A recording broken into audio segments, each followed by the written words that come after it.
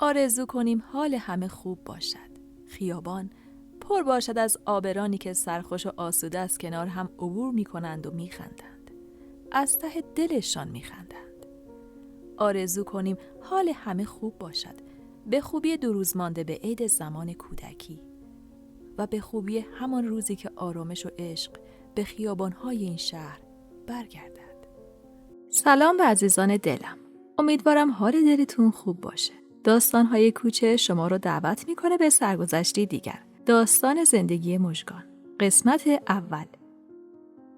تا قبل از آشناییم با آریان کسی اینقدر به من ابراز عشق نکرده بود.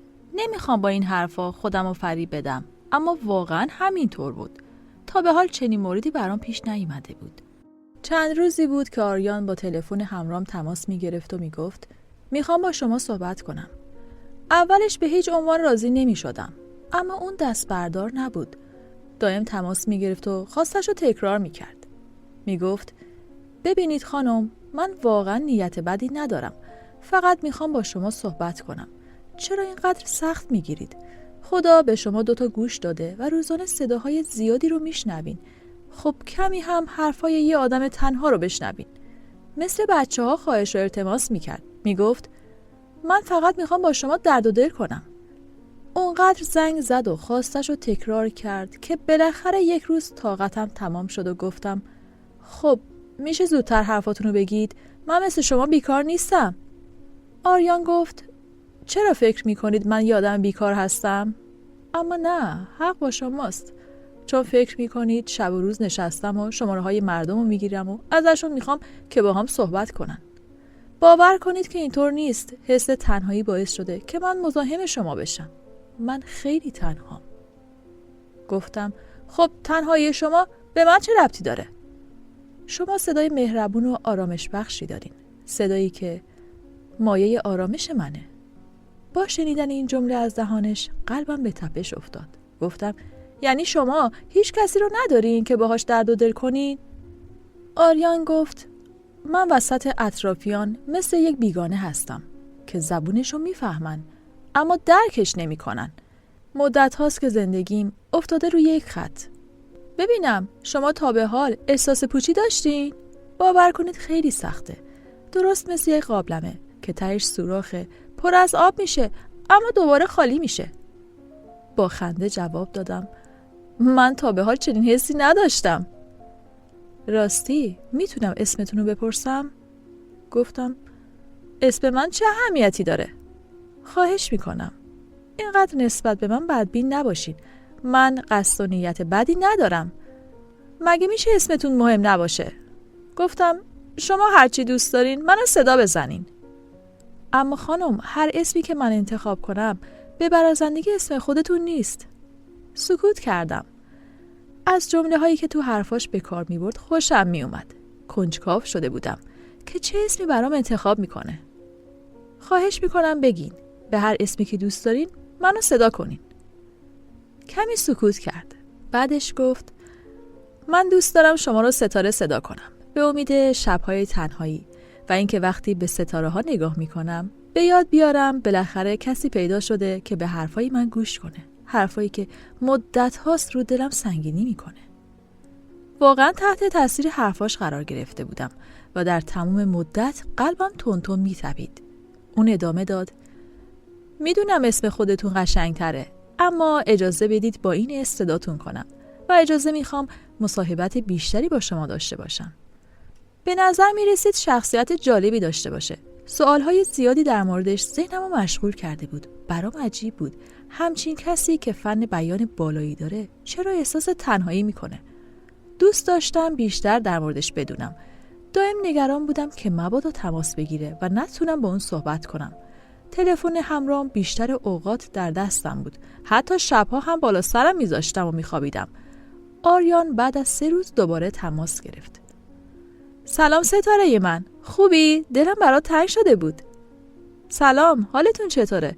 چرا اینقدر دیر تماس گرفتین؟ فکر کردم دیگه نمیخواین با من حرف بزنید. معذرت میخوام عزیزم، ناراحتت کردم و منتظر موندی. از خودت بگو، چی کار میکنی؟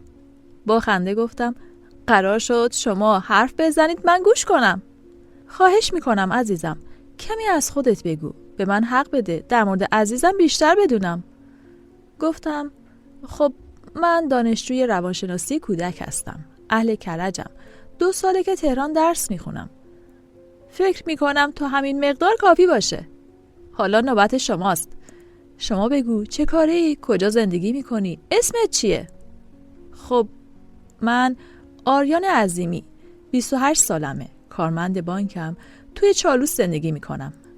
به شوخی گفتم آریان؟ اسم واقعی شماست دیگه؟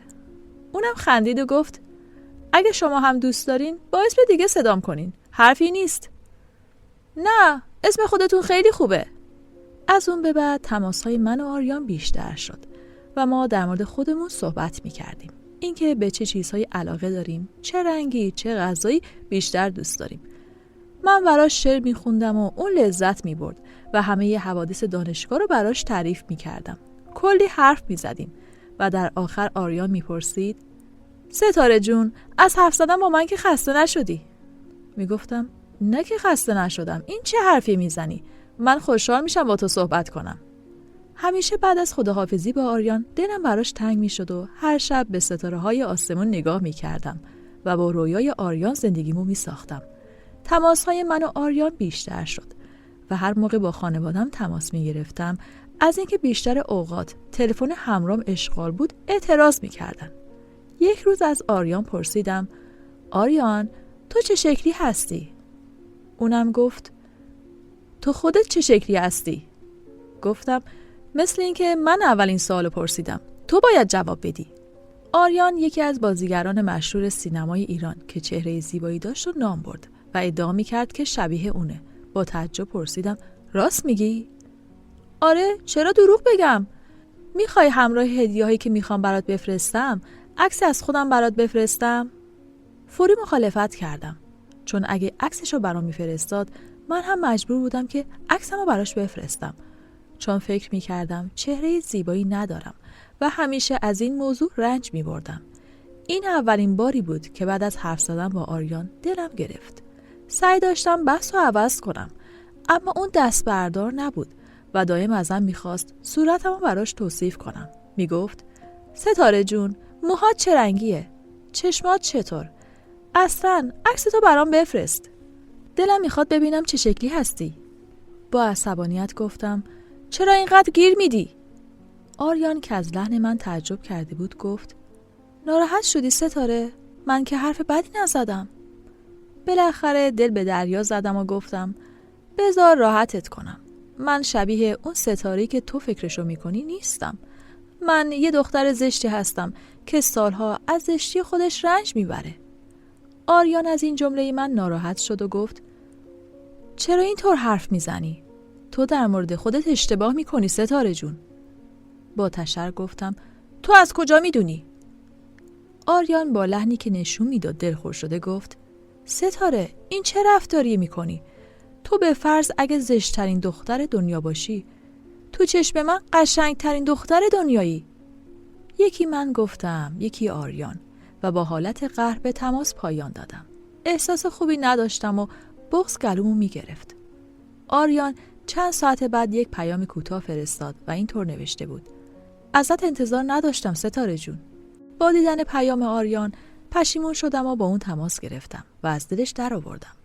کم کم رابطه من و آریان صمیمیتر شد. اون برام هدیه‌های گرون قیمتی میفرستاد و اگه یک روز با هم حرف نمی‌زدیم، اون روز برامون بدترین روز بود.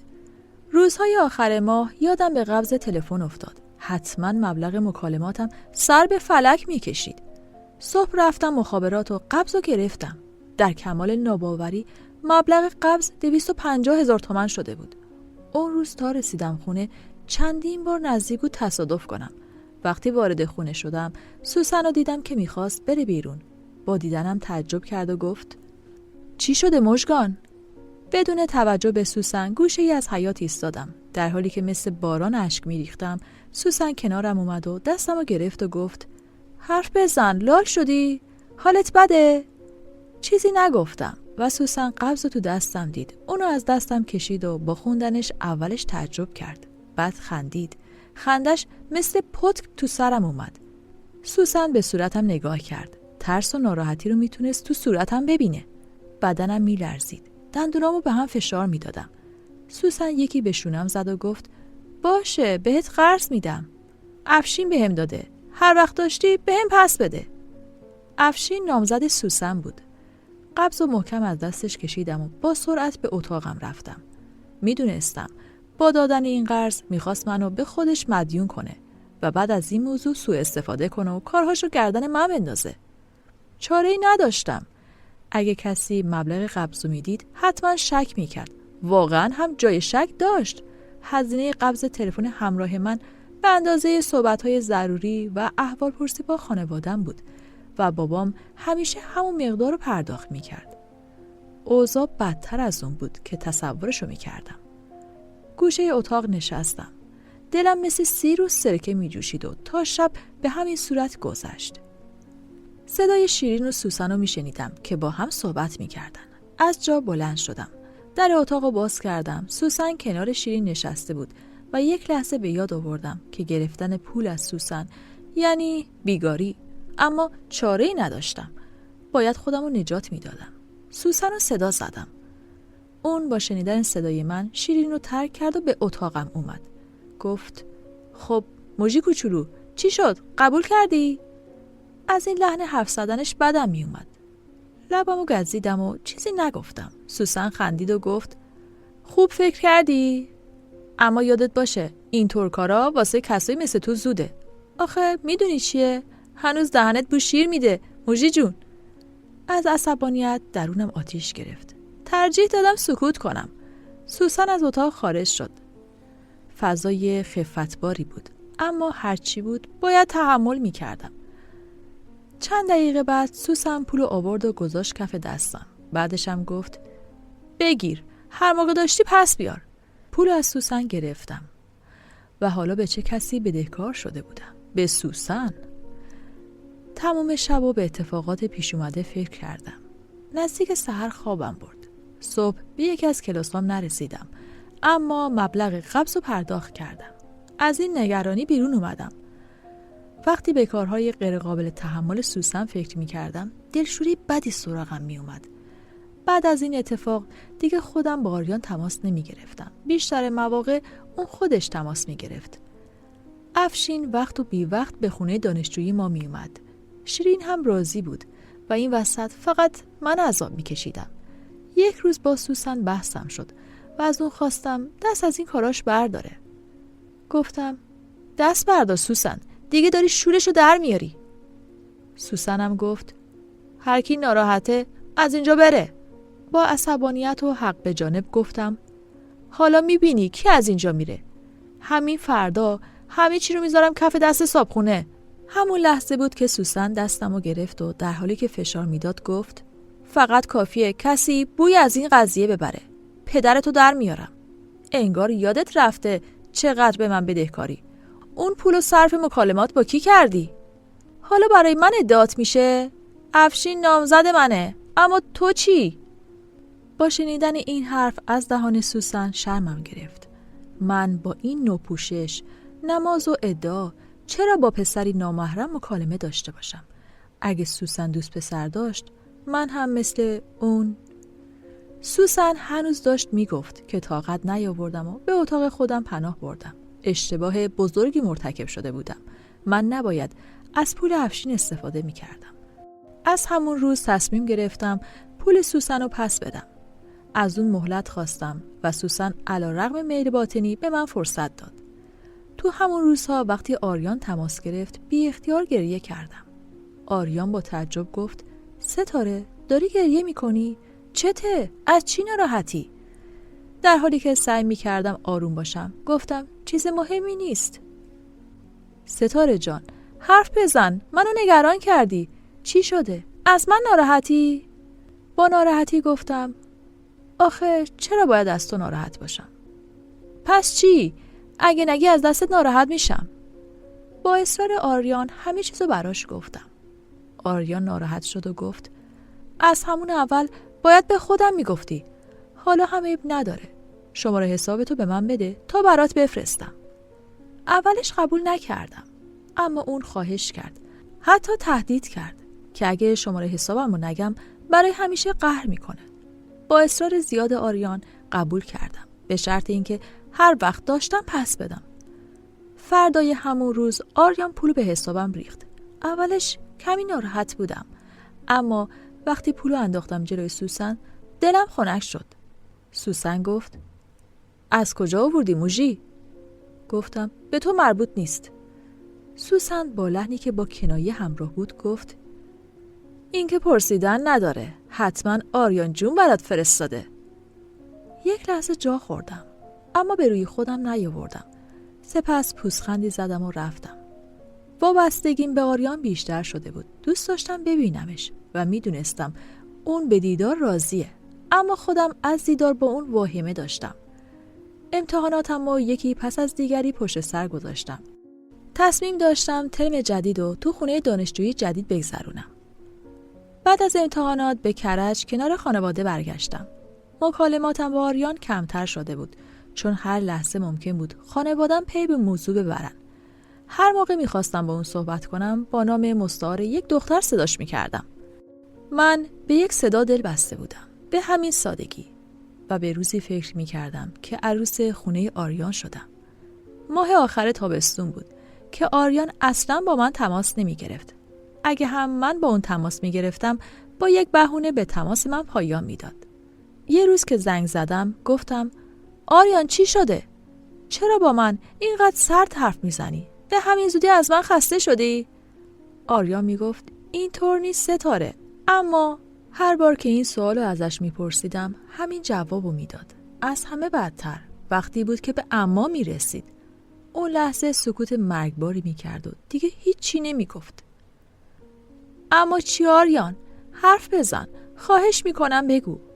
یک روز اونقدر التماسش کردم که گفت: ببین ستاره، نمیخوام ناراحت بشی، اما من دیگه نمیتونم باهات حرف بزنم. قلبم آتیش گرفت. گفتم: چی داری میگی؟ برای چی؟ آریان گفت: به من حق بده ستاره جون، من میخوام ازدواج کنم، یعنی مجبورم. خودت هم که درک داری، برام بد میشه که زنم موضوع رو بفهمه. شروع کردم به گریه. باورم نمیشد. آریان قسمم داد که گریه نکنم، اما فایده‌ای نداشت و من با قلبی شکسته به تماس پایان دادم. برای ترم جدید بابا دنبال یک خونه دانشجویی جدید بود. اونقدر عصبی و ناراحت بودم که نفهمیدم کارها چطوری پیش میرفت. از آریان ناراحت بودم، اما دل کندن از اون برام دشوار بود. با کارت تلفن با اون تماس میگرفتم. همینقدر که صداشو میشنیدم کافی بود. فقط صداشو گوش میدادم و بعد قطع میکردم. وقت و بی وقت، حتی نصف شب با آریان تماس میگرفتم. بیشتر اوقات آریان با التماس میگفت: میدونم کی هستی، حداقل حرف بزن. از جونم چی میخوای؟ میخوای زندگیمو خراب کنی؟ اون التماس میکرد، حتی تهدید. گاهی هم تلفن همراهشو خاموش میکرد و من با شماره خونش تماس میگرفتم. دوست نداشتم زندگیشو از دست بده، اما نمیخواستم به همین زودی از اون جدا بشم. حتی از اون خواستم با وجود همسر هنوز با من صحبت کنه. بالاخره آریان ترسید و قبول کرد هر وقت براش امکان داره خودش با من تماس بگیره، به شرطی که من با شماره خونش تماس نگیرم. ترم جدید شروع شد و من با 3 دختر اهل کاشان هم خونه شدم. شایسته، نگار، نسترن. هر 3 تاشون مهربون و زودجوش بودن، اما من فقط به آریان فکر می کردم. افسرده و خسته منتظر تماسی از آریان بودم. یک روز وقتی از دانشگاه به خونه می رفتم تلفن همراهم به صدا در اومد و من از حال اینکه آریان باشه سریع جواب دادم و گفتم: بله. الو، سلام، حالتون چطوره؟ ببخشید مزاحم شدم. صدای یک غریبه بود. با تعجب پرسیدم: شما؟ من فرزین موسوی هستم، دوست آریان. با شنیدن نام آریان گر گرفتم و پرسیدم: چیزی شده؟ راستش آریان خودش از من خواست با شما تماس بگیرم و یه سری حقایق که نمیتونست بگه براتون بگم. تعجب کردم. ترسیدم. یعنی چه چیزی بود که باید میفهمیدم؟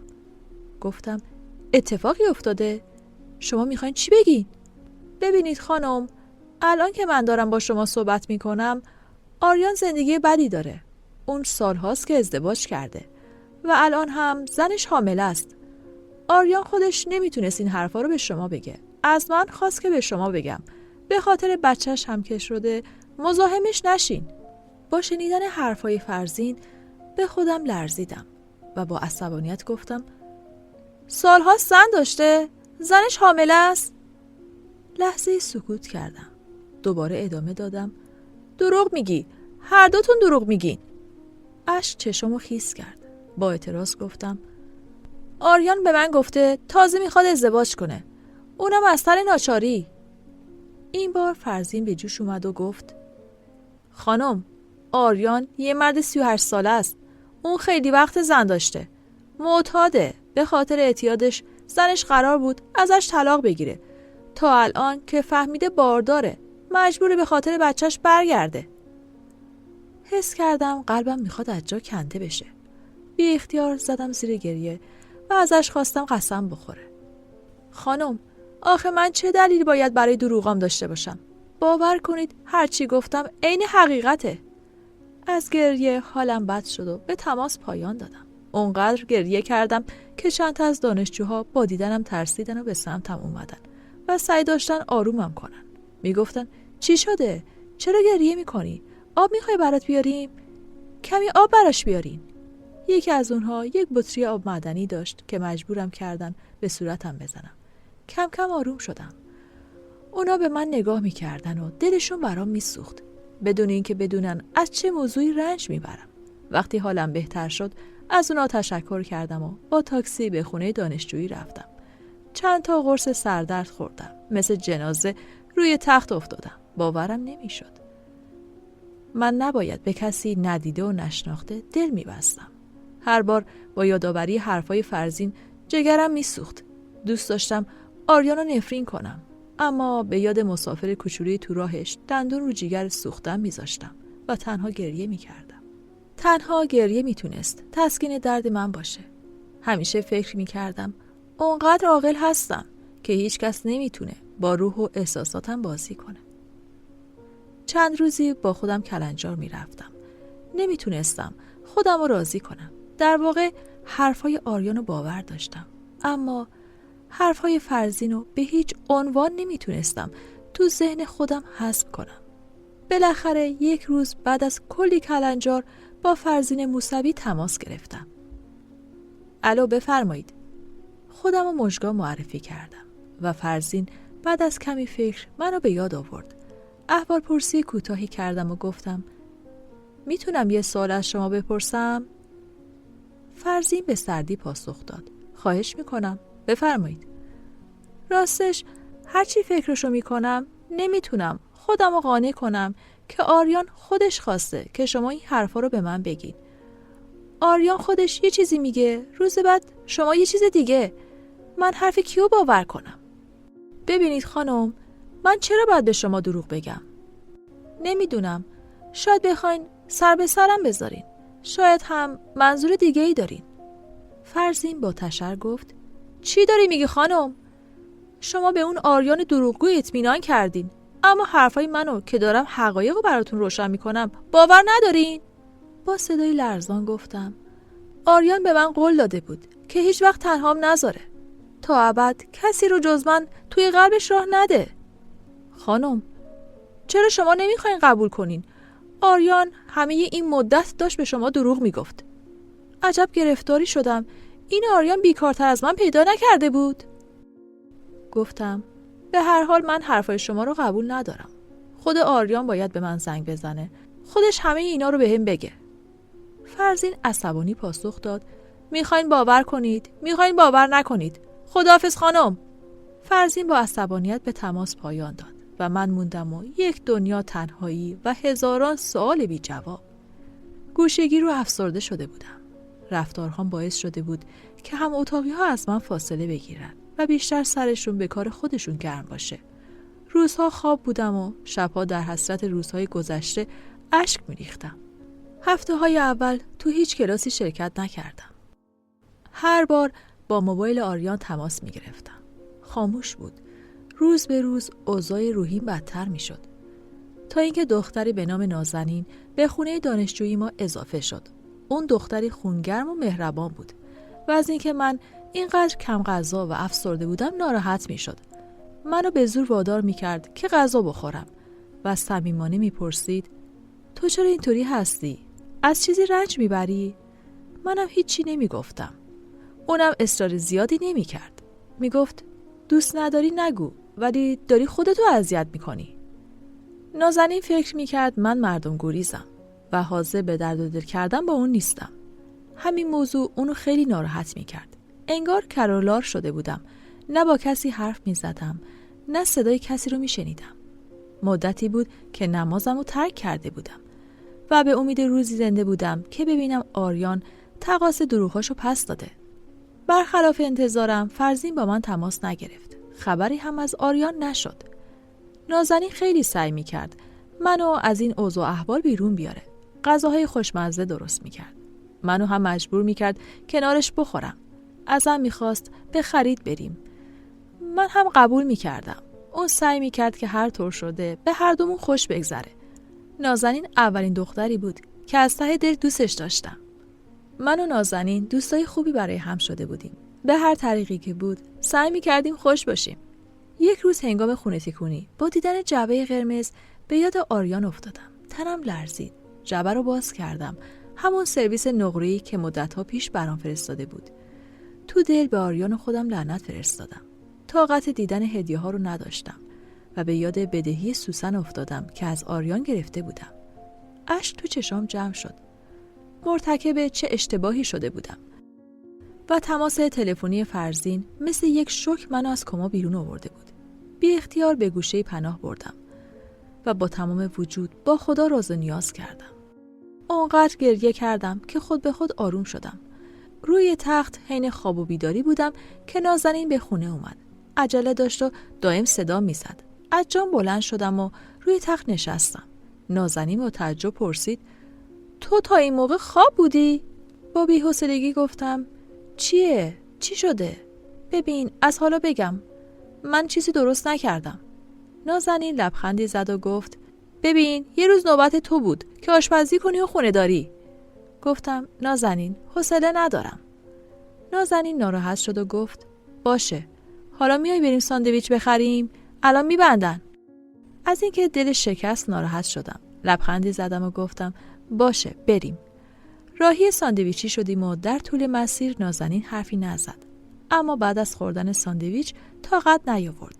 موقع بلند شدن از روی صندلی دستمو گرفت و گفت بشین کارت دارم. روی صندلی جمع و جور شدم. اون دستمو گرفت و گفت مژگان عزیزم واقعا من هنوز غریبم؟ چی شده؟ تو از چی ناراحتی؟ خواهش میکنم به من بگو. مگه من بهترین دوست تو نیستم؟ از جمله‌ای که به زبون آورد دلم گرفت. اون نزدیکترین کس من بود. من که جز اون دوستی نداشتم. به چشای نازنین نگاه کردم و گفتم نازنین من خیلی بدبختم. نازنین بدون هیچ صحبتی به من مجال داد تا درد و دل کنم. براش همه چیزو گفتم. اون فقط گوش میکرد و گاهی با من اشک میریخت. بعد از اینکه همه چیزو گفتم منتظر موندم تا سرزنشم کنه یا بگه چقدر ساده و احمق هستم. اما نازنین فقط یک جمله گفت چرا زودتر نگفتی؟ بعدش هر دوتامون ساکت شدیم.